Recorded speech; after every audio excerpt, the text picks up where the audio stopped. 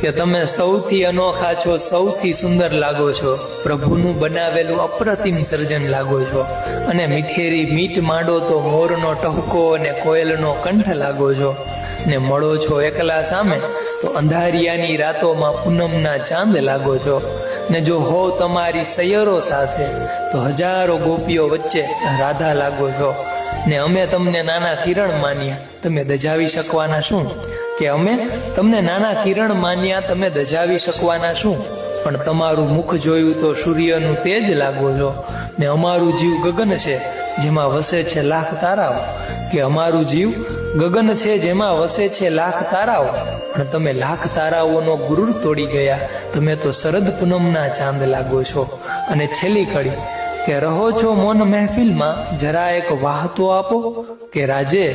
રહો છો મૌન મહેફિલમાં, જરા એક વાહ તો આપો, તમે તો માન મર્યાદા અને માપોના ચાહક, તમારા ગુણ જોતા ઊંચે રૂકુડ લાગો છો.